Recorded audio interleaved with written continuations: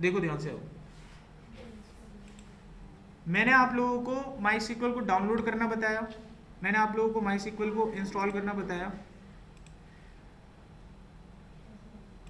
अब मैं आप लोगों को माई सिक्वल को इंस्टॉल करने के बाद कैसे चेक करें कि आपके सिस्टम में माई सिक्वल इंस्टॉल्ड है कि नहीं है, ये भी तरीका मैंने आपको बताया था, एक बार फिर से देख लो। आपको सिंपली यहाँ पे टाइप करना है माई सिक्वल।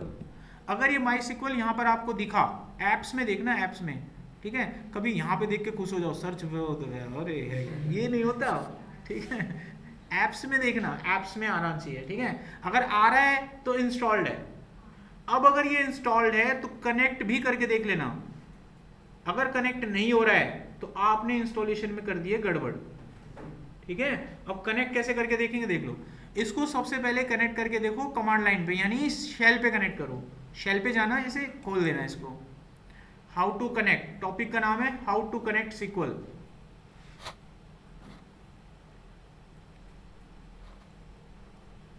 तो कुछ इस तरह का पैनल आपको स्टार्टिंग में दिखाई देगा, सबको दिख रहा है, ये दिखाई देगा।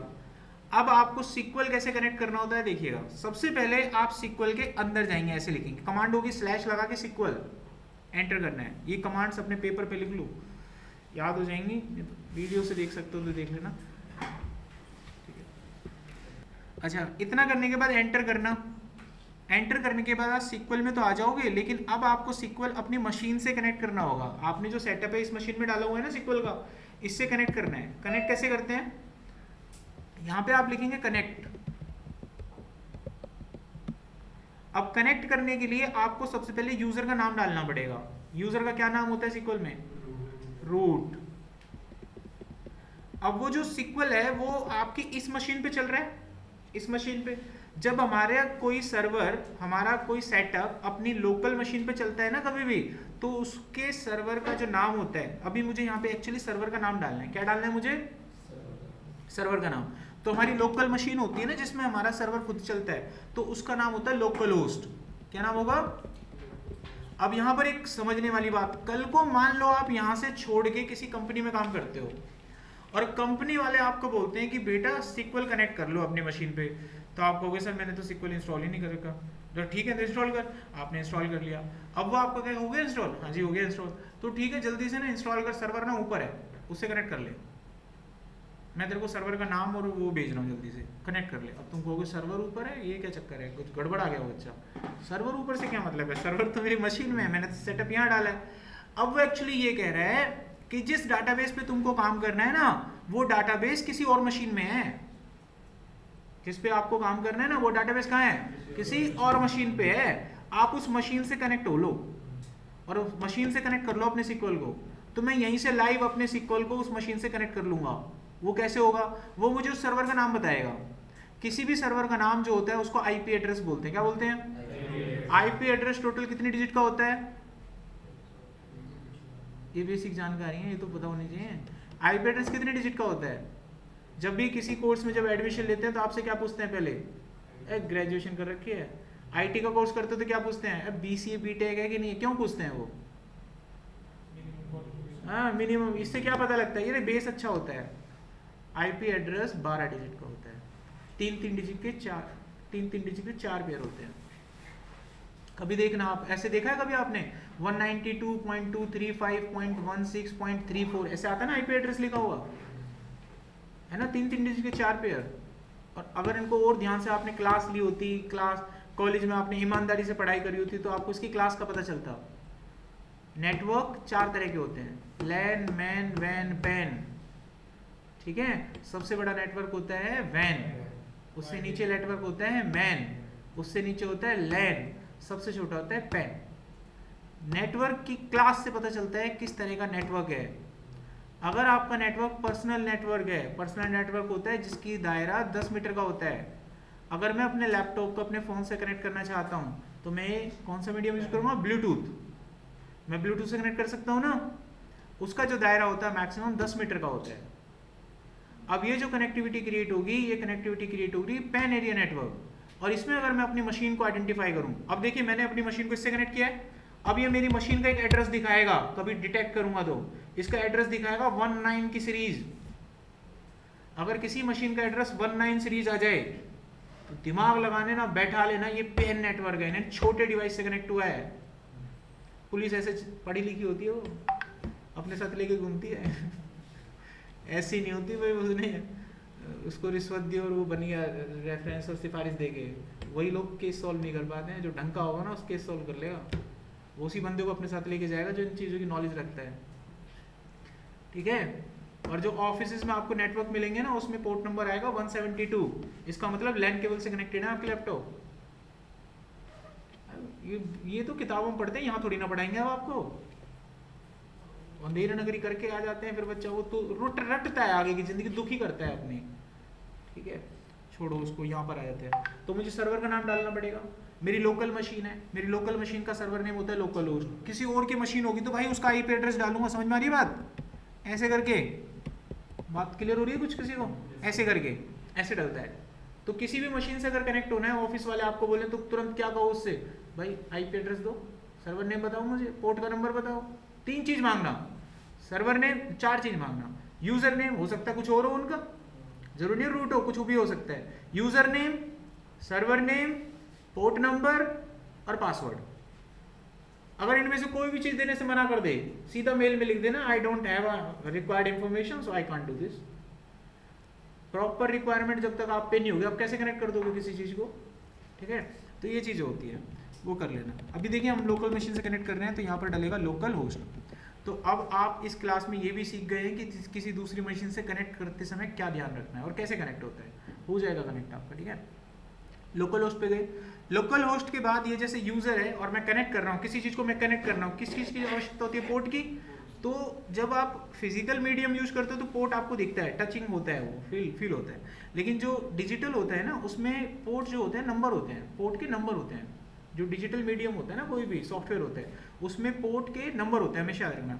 तो हमारे यहाँ पर पोर्ट का नंबर होता है, ऐसे कॉलन लगा के कनेक्ट करना है 3306। आपने कभी वेबसाइट चलाई है, चाहते हैं वेबसाइट, यूआरएल पे आता है ना कुछ, आप यूआरएल पे डालते हैं ना google.com, ऐसे google.com चल जाता है ना। वो एक निक नेम होता है, असली नाम नहीं है वो उसका। अगर आप सोच रहे हैं ना कि गूगल का वेबसाइट का यूआरएल www.google.com है, ये इसका असली नाम है, तो इसका अर्थ है कि नेटवर्किंग के बारे में हमारी नॉलेज कम है, असली नाम नहीं है। किसी मशीन की साइट है, किसी मशीन पे वो डाटा पड़ा हुआ है, वो मशीन का डाटा मेरी मशीन में आ रहा है, तो वो उस मशीन का एड्रेस है, ऐसे आएगा लिखा हुआ। हाँ, वो नाम ऐसे लिखा हुआ आता है। अगर असली नाम होगा तो मुझे 8.8.8.8 जो भी होगा आप ढूंढ लेना, ऐसे आएगा। और वो मशीन अगर यहाँ कनेक्ट हो रही है ना, साथ में पोर्ट नंबर भी लिखा हुआ आएगा, कॉलन लगा के 5540 ऐसे करके पोर्ट नंबर में मिलेगा आपको। और ये सारी जानकारी किसी हमें पढ़ाने की जरूरत नहीं है, यही पढ़ाया जाता है कॉलेजों में। बीसीए पढ़ते हो, जब बीटेक करते हो, और आज तक हम नंबरों के चक्कर में रह गए। आज इनकी जरूरत है, जो बच्चा वहां से ईमानदारी से पढ़ के आता है ना, वो एकदम मक्खन की तरह भागता है श्यू करके। वही था पोर्ट नंबर, मतलब यहाँ भी पोर्ट नंबर की जरूरत होती है जब वेबसाइट कनेक्ट करते हो आप। अच्छा, ये पोर्ट नंबर डाल दिया हमने 3306। अभी जैसे ही मैं एंटर करूंगा, ये मेरे से पासवर्ड मांगेगा अंदर जाने के लिए, मांग रहे हैं ना। आप बस अपना पासवर्ड डाल देना, मैं अपना पासवर्ड डाल रहा हूँ, आपने जो डाला होगा वो डाल देना। अगर आपने पासवर्ड में गड़बड़ करी या कोई दिक्कत हुई तो ये कनेक्ट नहीं होगा। ये सबसे बड़ा तरीका कनेक्टिविटी चेक करने का। अगर ये चल गया तो सब कुछ ठीक हुआ है आपका। अगर ये यहाँ दिक्कत दे गया, फिर तो वही घटना घटेगी जो थोड़ी देर पहले उस बच्चे ने कही, ठीक है। वो मुहावरा याद आएगा थोड़ी देर के लिए, ना नहीं याद आना, मेरे पास मत आना भाई बहुत टाइम लगता है। फ्री टाइम में कभी हो जाए तो हो जाए, 1-2 घंटा 2.5 घंटा ऐसे लग जाएगा उसको ठीक करने को, गारंटी नहीं है कोई होगा, समझ रहे हो। तो ये गलती मत करना। अभी देखो मैं एंटर कर रहा हूँ, अब ये कह रहा है पासवर्ड को सेव करने के लिए, क्या मैं इस पासवर्ड को सेव करना चाहता हूँ हमेशा के लिए? अगर यहाँ तो यस, फिर ना मेरे से ये पासवर्ड पूछना ही बंद कर देगा। जैसे होता है ना ऐप वगैरह में, एक बार आपने सेव कर दिया फिर कहाँ पूछता है पासवर्ड, सीधा चलता लॉगिन। तो मैं नहीं करना चाहूँगा, मैं नो करूँगा। नो करने से पता है क्या होता है, नो करूँगा तो बार बार जब भी कनेक्ट करूँगा पासवर्ड डालना पड़ेगा, इससे मेरे को पासवर्ड याद रहेगा। अब आप लोगों ने अपने फेसबुक में ना एक बार पासवर्ड डाल के कनेक्ट कर रखा है, अब बार बार थोड़ी ना फेसबुक को खोलते हो तो आईडी पासवर्ड डालते हो। आप में से 50% बच्चे होंगे जिनको अपने जीमेल और फेसबुक के पासवर्ड नहीं पता होंगे, और जो भी आती है जानते हैं ना, वो मन में समझ गए होंगे मैं क्या कह रहा हूँ। जिनको आज भी नहीं पता मेरे फेसबुक का और उसका पासवर्ड क्या है, खुल जाता है बस, ये नहीं पता क्या है। खुल जाता है, क्योंकि ये उसी का नतीजा है। आज आप उसको खुद से डालते तो याद हो जाता। चलो अभी हम यहाँ पहुँचते हैं, एन करेंगे। अब ये कनेक्ट हो गया है, ये देखो कनेक्ट हो गया है। अब आपको कैसे, एक कमांड में चला के आपको दिखाता हूँ, एक क्वेरी में चला के दिखाता हूँ। आपके पूरे कोर्स में क्वेरी ही आपको सीखनी है, उनमें से एक क्वेरी आज पहली चला लेते हैं। मैं आपको एक क्वेरी यहाँ पर सिखा रहा हूँ जिसको चलाकर आप ये पता कर सकते हैं कि आपके सर्वर में कौन कौन से डाटाबेस पहले से बने हुए हैं। तो आप अपने डाटाबेस कैसे चेक कर सकते हैं, क्वेरी लिखेंगे डाटाबेस बता देगा ये। तो उस क्वेरी का नाम होता है शो डेटा बेसिस।